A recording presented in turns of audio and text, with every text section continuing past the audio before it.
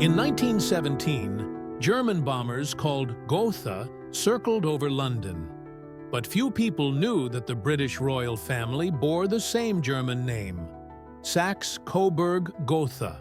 How did the dynasty that ruled the world's greatest empire come to conceal its roots and create a new identity?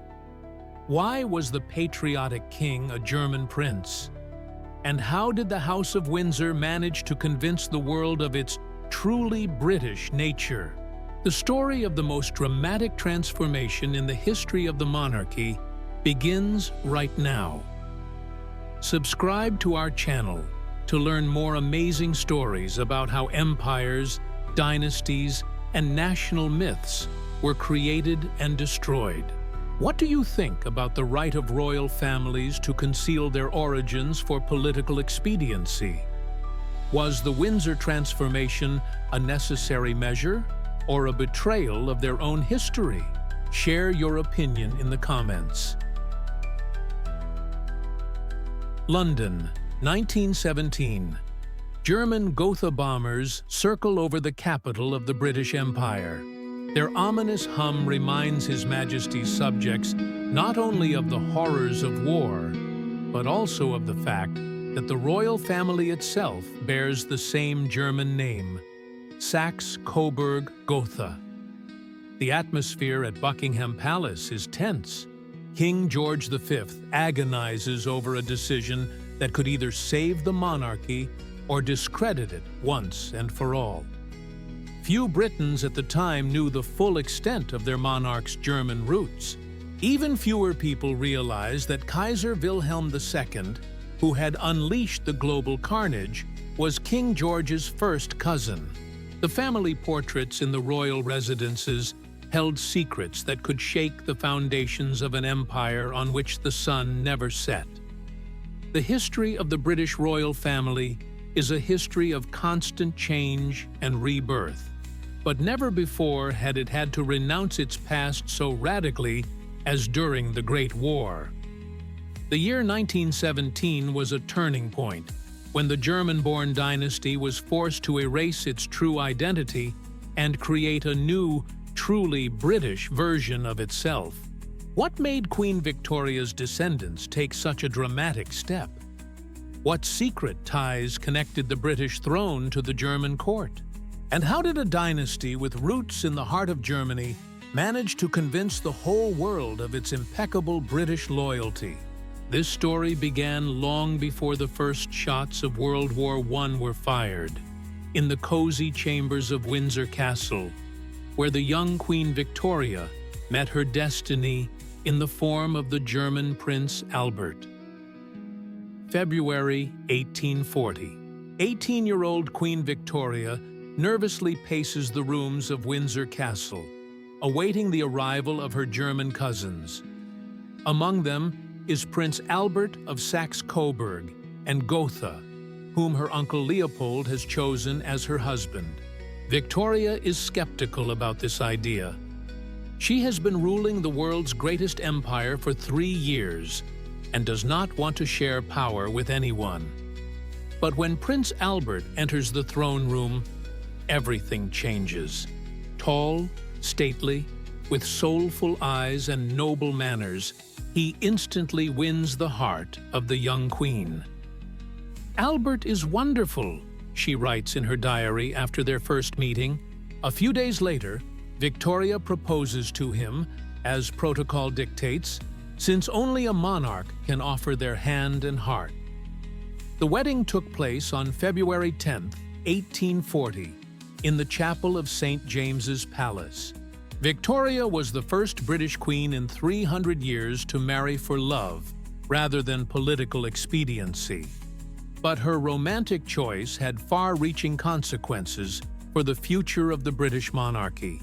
Prince Albert came from the ancient German family of Saxe-Coburg-Gotha. His father, Duke Ernest I, ruled a small German principality, but the family was closely related to the leading European dynasties.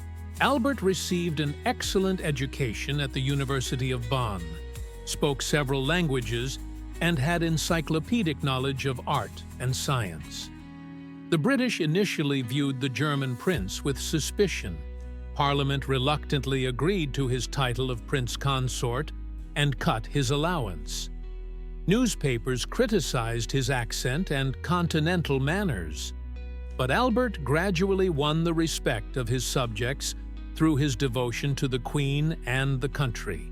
It was through her marriage to Albert that the British royal family acquired a German name that would haunt its descendants 77 years later, when Britain and Germany clashed in mortal combat on the battlefields of World War I.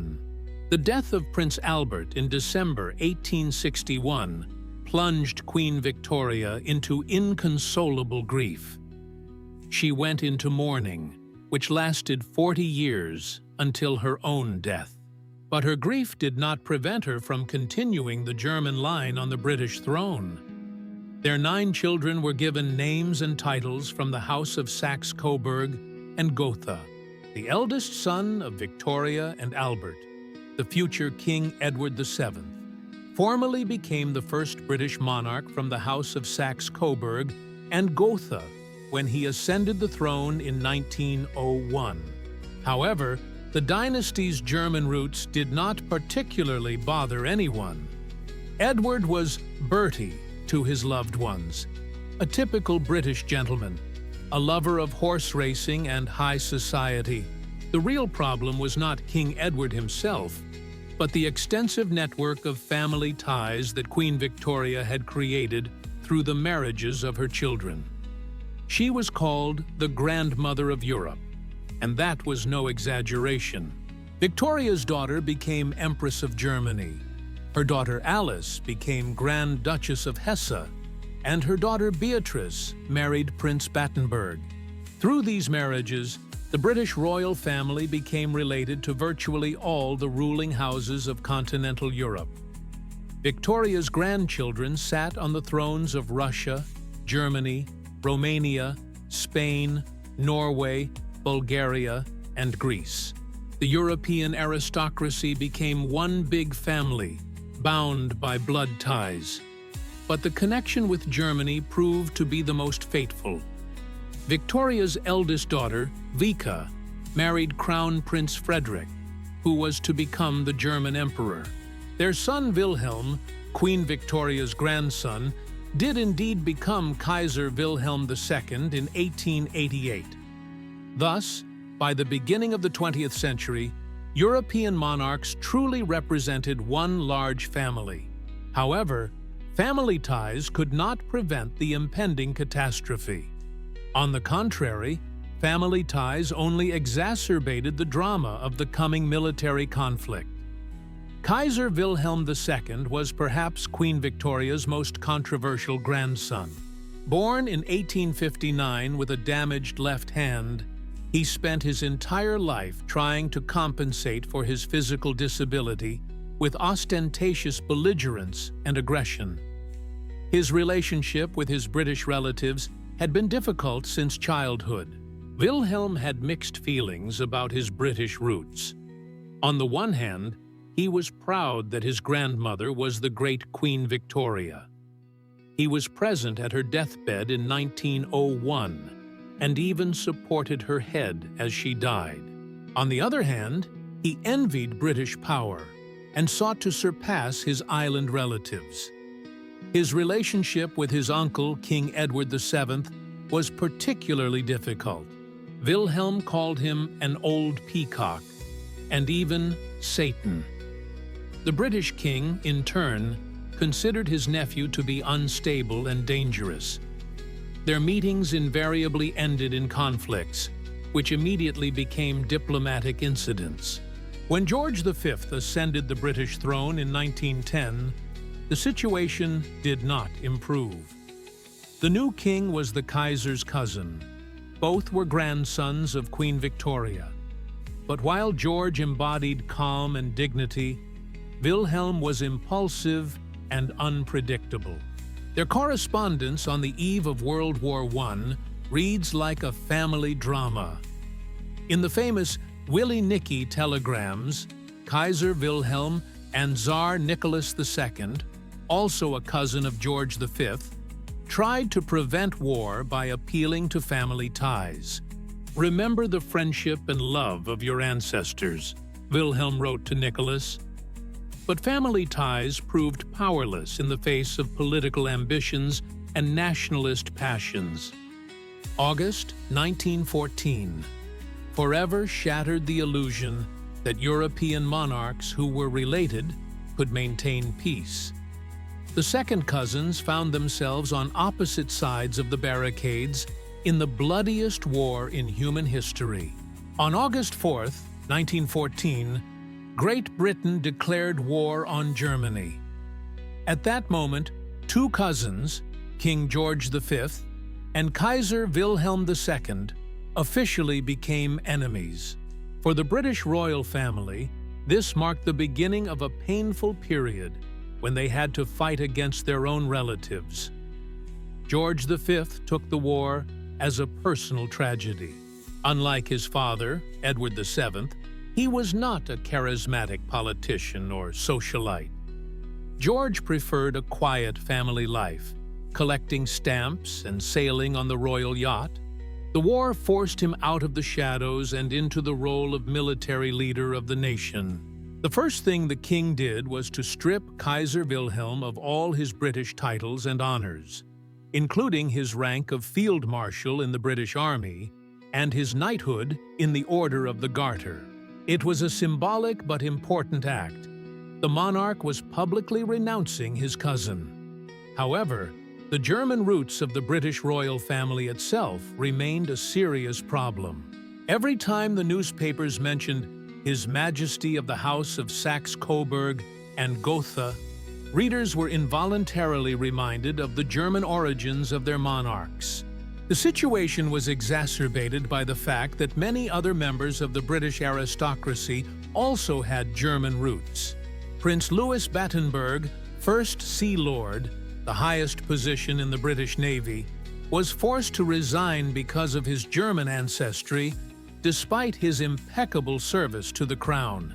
His son, the future Earl Mountbatten, later recalled how painfully the family had endured these suspicions of disloyalty.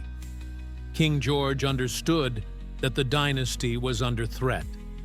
Anti-German sentiment in society grew with each month of the war. Newspapers began to hint at the need to purge British institutions of German influence. It became clear that without radical measures, the royal family risked losing the trust of the people. The war between cousins had turned into a war for the survival of the British monarchy itself. And George V was preparing to make a decision that would forever change the face of the royal house. By 1916, anti-German sentiment in Britain had reached a critical level. The sinking of the passenger liner Lusitania by a German submarine in May 1915, which killed 1,198 people, including 128 Americans, caused an outcry. The British press demanded tough measures against German barbarism. A wave of anti-German pogroms swept across the country. In London, crowds ransacked shops with German names, even if their owners were British subjects for several generations. In Liverpool, German books and sheet music were burned. Dachshunds, a German breed of dog, were attacked in the streets. The public was particularly sensitive to the fact that many members of the British elite had German names and titles. Surnames such as Müller, Schmidt, and Klein aroused suspicion. People with German roots lost their jobs, were expelled from clubs, and were denied service. The royal family could not remain aloof from these processes. Every public appearance of the monarchs was accompanied by whispers about their German origins. Radical newspapers began to openly question the loyalty of the Saxe-Coburg-Gotha dynasty. The situation became critical after a series of German air raids on London in 1917. The Gotha bombers, which bore the same name as the royal dynasty, spread death throughout the British capital. For many, this was symbolic. German weapons with a German name were killing British citizens, and the British crown bore the same German name. Members of Parliament began receiving letters demanding that the monarchy be cleansed of German influence. Lord Rosebery, a former prime minister, publicly stated that the dynastic name should be as British as the crown itself. King George V understood that delay could cost the dynasty its throne. It was time to act decisively and irrevocably. On June 13, 1917, 14 German Gotha G-4 bombers crossed the English Channel and headed for London.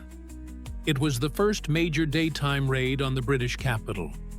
The planes dropped bombs on East London, killing 162 people and injuring 432. Among the dead were 18 children who attended a primary school in Poplar. Photographs of the destroyed school building appeared in all British newspapers. The public was outraged. But what shocked people most was that the German planes bore the same name as the British royal dynasty, Gotha. For the British, this was not just a military raid, but a symbolic insult. The Goths are killing British children, and our kings bear the Gothic name, wrote radical newspapers. The coincidence of names became a powerful propaganda tool against the royal family. The Gotha bomber was the brainchild of the German aviation industry, named after the city of Gotha in Thuringia, where the Gothaer Wagenfabrik Company's factories were located. But the British public did not delve into technical details. For them, Gotha was associated primarily with the hated German house of Saxe-Coburg-Gotha. King George V received more and more letters from his subjects demanding that he change the dynastic name. Lord Lloyd George's war cabinet also put pressure on the monarch.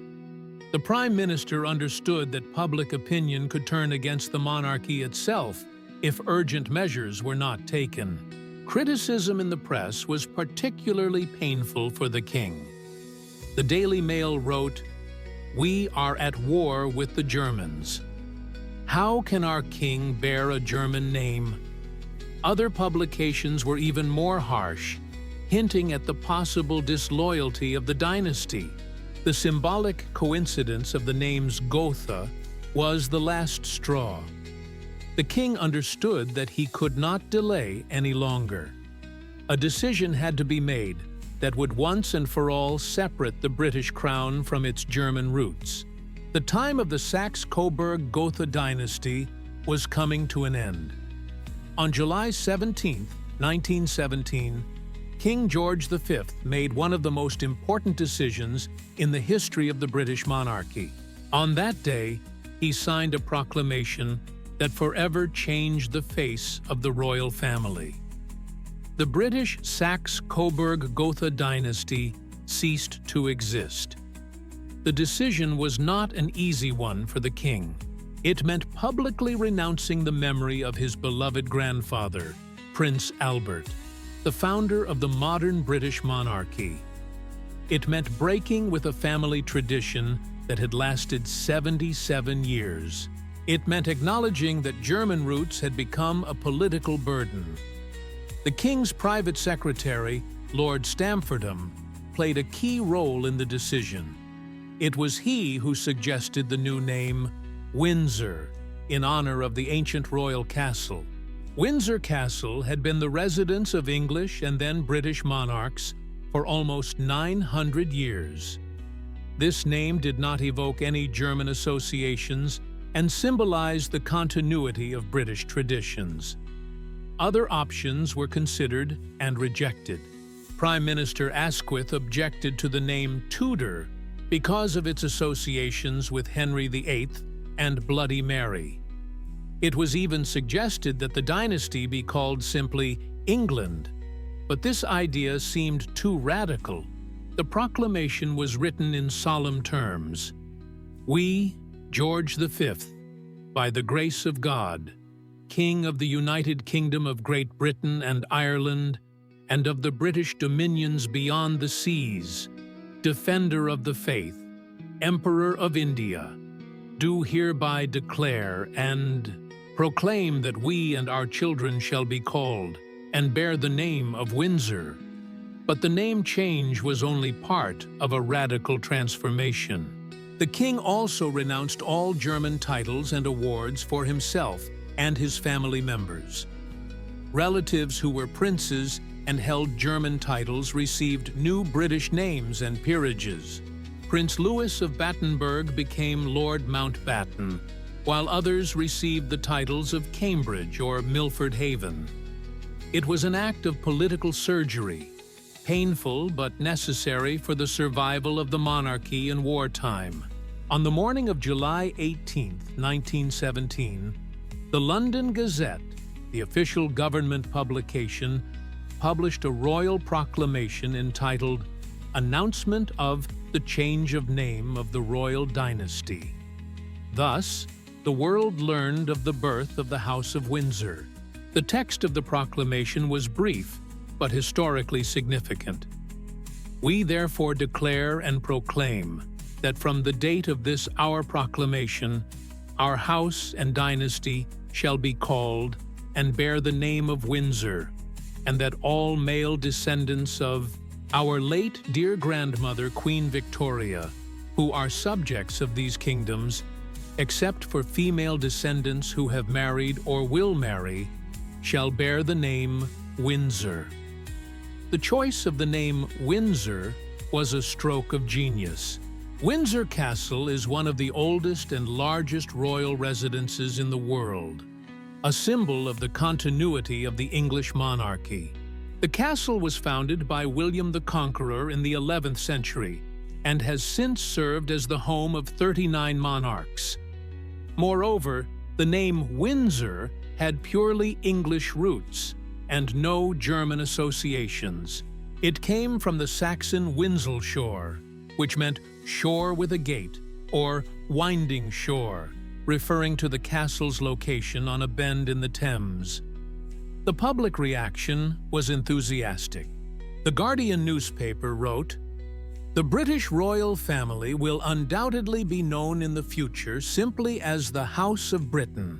War or no war, this change is sensible, as only pedantry keeps the German title alive.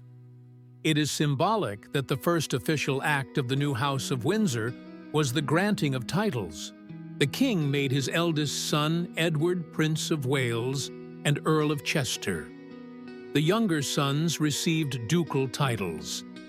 Thus, the new dynasty immediately took root in the British aristocratic tradition. Upon learning of the name change, Kaiser Wilhelm sarcastically remarked that he would now go to the theater to see The Merry Wives of Windsor, Saxe-Coburg-Gotha, paraphrasing the title of Shakespeare's famous play.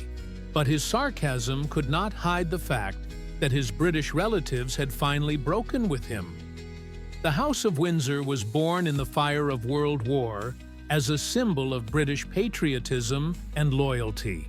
The change of the dynastic name was only the visible part of a radical transformation. The real revolution took place behind the closed doors of Buckingham Palace, where the royal family methodically erased all traces of their German past. It was a painful process of renouncing their own history. First, the king stripped Kaiser Wilhelm of all his British awards and titles. His name was removed from the lists of honorary colonels of British regiments. Portraits of the Kaiser in British military uniform were removed from official residences. Even the gifts that Wilhelm had given to the British royal family over the decades disappeared from the palace chambers. A similar fate befell other German relatives. More than 50 members of various German princely houses were stripped of their British awards. Among them were the Grand Duke of Hesse, the Dukes of Saxe-Altenburg, the Princes of Schaumburg-Lippe, and many other aristocrats who had been considered part of the European royal family for decades. The situation was particularly painful for British princes of German descent. Prince Louis Battenberg, who was forced to resign from his post as First Sea Lord in 1914, received the title of Marquis of Milford Haven. His children became the Mountbattens, an anglicized version of Battenberg. Prince Alexander of Teck became Earl Athlone, and his brother Prince Adolphus of Teck became Marquis of Cambridge. These new titles sounded exclusively British and did not contain the slightest German associations. The process even affected everyday items. Anything that could remind people of German roots was removed from the royal chambers. Porcelain with the coats of arms of German principalities, paintings depicting German castles, and even sheet music by German composers were subjected to a kind of censorship. Queen Mary, wife of George V, personally supervised this cleansing. She understood that any detail that could remind people of the dynasty's former identity could be used by enemies of the monarchy. The ruthlessness with which family heirlooms were destroyed astonished even close friends of the royal couple. But the most symbolic act was the change of the family coat of arms. All German elements disappeared from the shield and were replaced with symbols of exclusively British origin. The news of the change of the dynastic name divided British society. Most welcomed the king's decision as a manifestation of genuine patriotism, but there were also critics who considered this measure a populist concession to the crowd. Conservative newspapers praised the king's wisdom. The Times wrote, "The king has shown wisdom and foresight in abandoning a name that could evoke unpleasant associations among his subjects." The Daily Telegraph noted, "Now no one can doubt the British loyalty of our dynasty." The liberal press was more reserved. The Manchester Guardian, while approving of the decision, warned against nationalistic hysteria. The newspaper wrote, "A name does not make a man a patriot." King George's actions speak louder than any name about his devotion to his country. The reaction of the intellectual elite was particularly interesting. The famous writer Herbert Wells sarcastically remarked, "The next step will be to rename the German shepherd as the English shepherd." But even he recognized the political necessity of changing the name during wartime. The working class greeted the news with enthusiasm. In factories and mines, people said that the king has finally become one of us. Trade union leaders publicly supported the monarch's decision. This was important because it was the working class that bore the brunt of the war. But the most telling reaction came from the trenches of the Western Front. British soldiers saw the name change as a sign that the king shared their patriotic feelings. An officer of the Guards Regiment wrote home, "Now we are fighting for King Windsor, not some German prince." Interestingly, even in the colonies, the news was received positively. Canadian, Australian, and South African newspapers wrote about a truly British dynasty. This was important for the unity of the empire during the difficult period of war. However, not everyone was happy. Some representatives of the old aristocracy considered the name change to be unjustified panic. The Duke of Northumberland privately expressed his doubts. Must we really give up our history under pressure from the rabble? But the voices of discontent were drowned out by the chorus of approval. British society as a whole supported the king. The name change was seen as an act of national unity in the face of an external threat. After the name change, the painstaking work of creating a new dynastic identity began. The House of Windsor had to not only change its name, but also rethink its role in British society. It was a process of profound cultural transformation that affected all aspects of the monarchical tradition. Royal ceremonies were thoroughly revised. All elements that could remind people of the German past were excluded. Music by German composers was replaced by works by Elgar and other British composers. Court etiquette was simplified, making it more democratic and popular. Particular attention was paid to the education of the royal children. Princes no longer studied German as a compulsory subject. They were taught British history with a special emphasis on Anglo-Saxon traditions. French, traditional for the European aristocracy, gave way to an in-depth study of English literature. King George personally supervised this process. He understood that the new identity had to be not only declared, but also lived. The royal family demonstratively participated in British national celebrations and patronized exclusively British charitable organizations. Visual symbolism played an important role. The new dynastic coat of arms emphasized the connection with the ancient English royal houses. Heraldists carefully worked out each element to exclude any Germanic associations. The golden lions of England, the Scottish lion, and the Irish harp became the main elements of the new coat of arms. The style of the monarch's public speeches also changed. Whereas royal speeches had previously been full of references to the European family of monarchs, the emphasis was now on British traditions and island identity. King George learned to speak to his subjects in the language of a simple British gentleman, rather than a continental aristocrat. The process of transformation even touched on the smallest details of everyday life. German dishes disappeared from the royal menu and were replaced by traditional British fare. The ladies of the court no longer wore German-style jewelry. Even the breeds of dogs in the royal kennels underwent a revision. German breeds were replaced by English ones. By the end of 1917, the House of Windsor bore no outward resemblance to the former Saxe-Coburg-Gotha dynasty. The transformation was so complete that many contemporaries forgot about the German past of the British crown. The Second World War became a real test of the success of the transformation. In 1939, when Britain once again declared war on Germany, no one questioned the loyalty of the House of Windsor.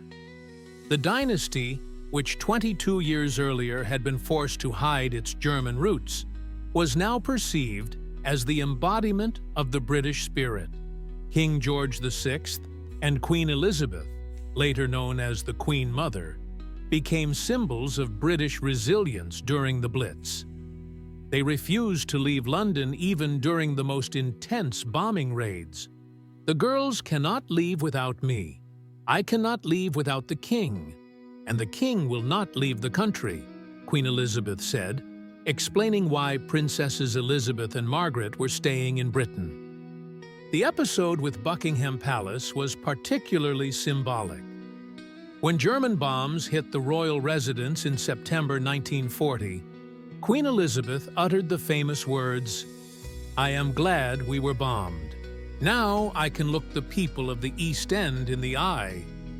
This episode cemented the Windsors' reputation as a truly popular dynasty.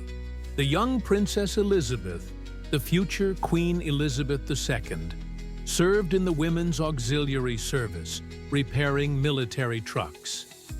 Photographs of the princess in military uniform, bent over a car engine, were seen around the world. No one remembered that her great-great-grandmother was a German princess. Interestingly, during World War II, German propagandists tried to use the German roots of the British royal family for their own purposes. But these attempts failed. The British associated the Windsors so strongly with British values that the dynasty's German roots were perceived as ancient history, irrelevant to the present day. The war also showed how successful the integration of other princes who had changed their German names, had been. Lord Louis Mountbatten became one of Britain's most prominent military leaders, commanding troops in Southeast Asia. No one remembered that he was once Prince Battenberg.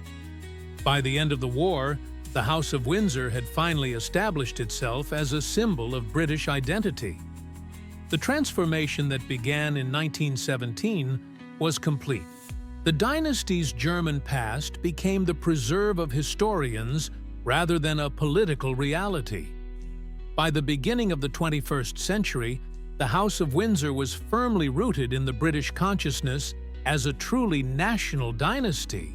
Few modern Britons remembered that their monarchs once bore a German name. The transformation begun by King George V proved so successful that it rewrote history itself in the public consciousness. Queen Elizabeth II, who reigned for more than 70 years, became the embodiment of British traditions and values. Her long reign spanned the period of decolonization, the creation of the European Union, the Cold War, and globalization. In all these processes, she represented Britain as a stable, conservative force, not out of political calculation. But her romantic choice had far-reaching consequences for the future of the British monarchy.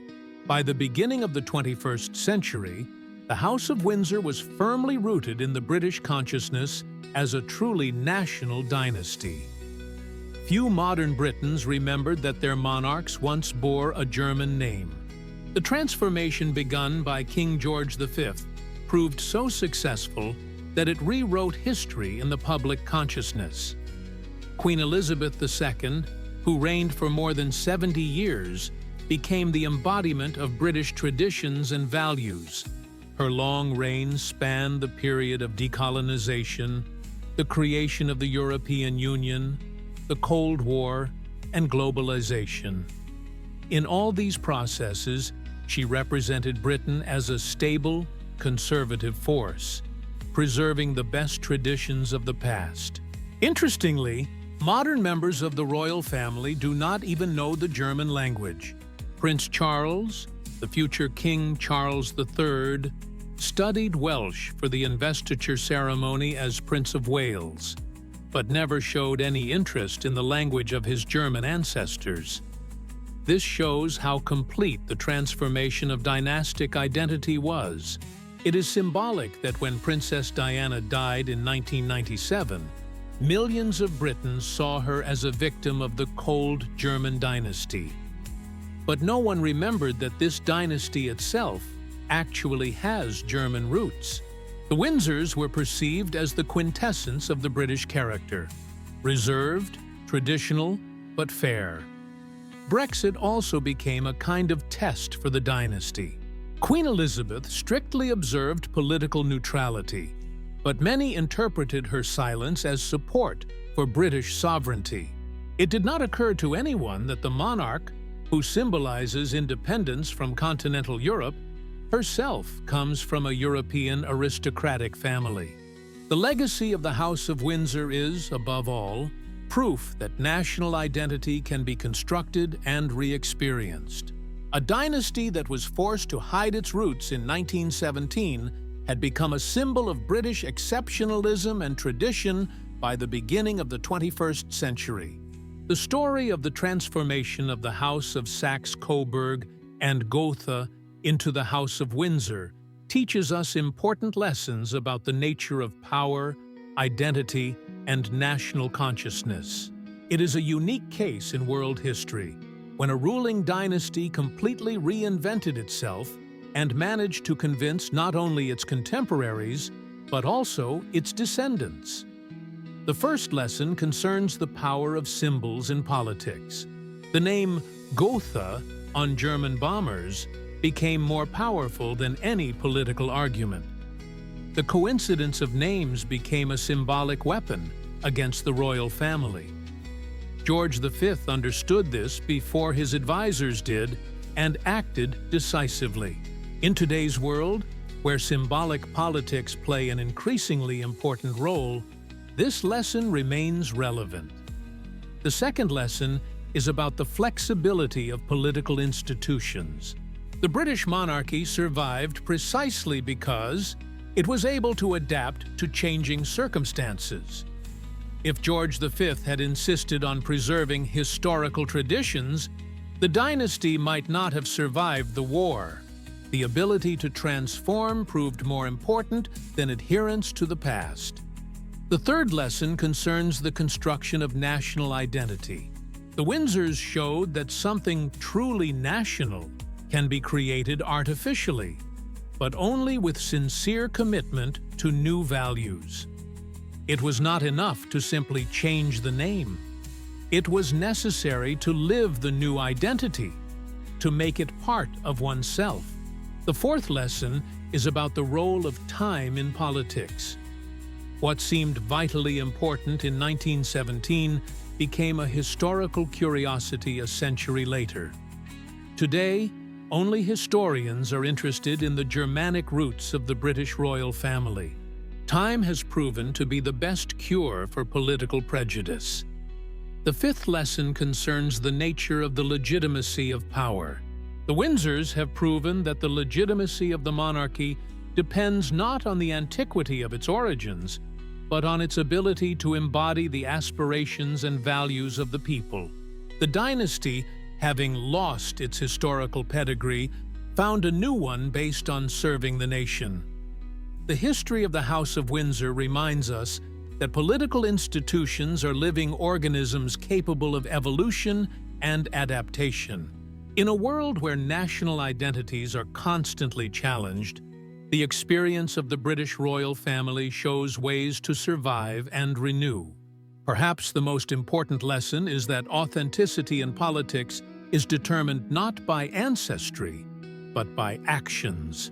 The Windsors became truly British, not because of their lineage, but because of their choice to stand with the British people in their most difficult hour. And that choice proved stronger than any historical arguments.